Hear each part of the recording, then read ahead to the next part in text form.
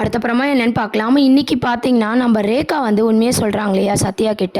"சிந்தாமணி தான் என் பொண்ணு" அப்படின்ற மாரி சொல்றாங்க. இத கேட்டதும் பார்த்தீங்கன்னா, சத்யா வந்து நம்ம மீனாக்கு கேக்லாம் வெட்டி தலைவி ஆனதுனால வந்து செலிப்ரேட் பண்றாங்க. அக்கா, மாமா கிட்ட இந்த விஷயத்த சொல்லணும்னு சொல்லி சத்யா கூட்டு போறாங்க. அங்க பார்த்தீங்கன்னா, நம்ம முத்து மீனாக்கு கேக்லாம் கட் பண்ணி செலிப்ரேட் பண்ணிட்டு இருக்காங்க. அப்போ மீனா கிட்ட ரேகா சொல்றாங்க, "நாங்க வந்து லவ் பண்ணிட்டு இருக்கோம்" அப்படின்னு சொல்லிட்டு. இந்த விஷயம் எங்களுக்கு ஏற்கனவே தெரியும்னு சொல்லி முத்து சொல்றாங்க. அப்புறம் வந்து "எங்க அம்மா யாருன்னு தெரியுமா?" அப்படின்ற மாரி ரேகா வந்து ஆரம்பிக்கிறாங்க. அதுக்கப்புறம் சிந்தாமணி அப்படின்ற உண்மைய சொல்லும்போது, இத கேட்டதும் பார்த்தீங்கன்னா, நம்ம மீனா வந்து ரொம்பவே ஷாக் ஆவுறாங்க.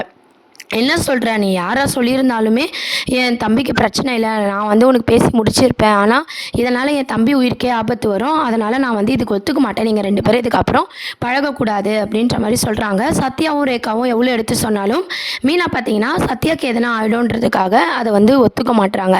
ஆனா, முத்து என்ன சொல்றாருன்னா, சப்போர்ட் பண்றாரு. "சிந்தாமணியா இருந்தா என்ன? சிந்தாமணி ஒத்துக்கலனா கூட நீங்க வந்து கல்யாணம் பண்ணிக்கிறதுக்கு உறுதியா இருக்கீங்களா? லவ் பண்றது பெருசு இல்ல, ஸ்ட்ராங்கா போராடணும்" அப்படின்ற மாரி நம்பிக்கையா பேசிட்டு இருக்காரு முத்து.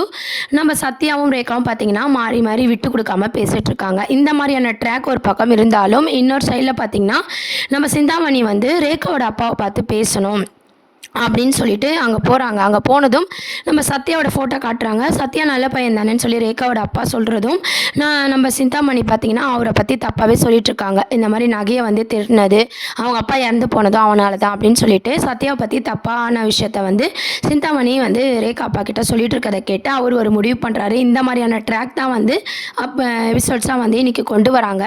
ஆனா அடுத்த ப்ரோமோ அப்படின்னு பார்த்தீங்கன்னா, நம்ப இருக்காங்க இல்லையா ரோகிணி, அவங்க வந்து அழகா வந்து கேம் ப்ளே பண்றாங்க. நம்ம மனோஜ்க்கு பார்த்துருக்காங்க இல்லையா பொண்ணு அரிணி, அவங்க கிட்ட எப்படின்னா பேசி இந்த மேரேஜை ஸ்டாப் பண்ணணும் அப்படின்னு சொல்லி யோசிக்கிறாங்க. அப்போ பார்த்தீங்கன்னா, அவங்களுக்கு மயக்கம் வருது. அந்த டைமில் நம்ம ரோகிணி சாக்லேட் கொடுத்து ஹெல்ப் பண்ணுற மாதிரி பண்ணுறாங்க. அப்போ தான் என்கேஜ்மெண்ட் ஆன விஷயமும் அவங்க தெரிஞ்சுக்கிறாங்க. அவங்க பார்லருக்கு வரதுக்கான விசிட்டிங் கார்டும் கொடுத்துருக்காங்க. இப்போ அடுத்து அப்படின்னு பார்த்தீங்கன்னா, நம்ம ரோகிணியோட பார்லருக்கு அரிணி போகிறாங்க. அங்கே போய் நம்ம மனோஜும் ரோகிணி ஹஸ்பண்ட் அண்ட் ஒய்ஃப் அப்படின்ற உண்மையை தெரிஞ்சுக்கிறாங்க.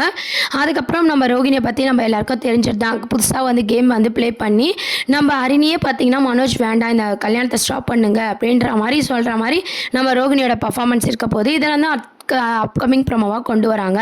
இப்போதைக்கு சிந்தாமணியோட பொண்ணு லவ் ட்ராக் ஒரு பக்கம் இருந்தாலும், நம்ம சத்யாவை என்னவா பண்ண போகிறாங்க சிந்தாமணி அப்படின்ற ஒரு ட்ராக் இருந்தாலும், மனோஜோட மேரேஜ் ஸ்டாப் ஆகிற மாதிரி ரோகிணி வந்து பண்ண போகிறாங்க. இதெல்லாம் தான் அடுத்து அப்கமிங் ப்ரோமோவாக இருக்குது. இதை பற்றி உங்கள் கருத்துக்களை கமெண்ட் செக்ஷன் சொல்லி சேனலையும் மறக்காமல் சப்ஸ்கிரைப் பண்ணுங்கள். தேங்க்யூ.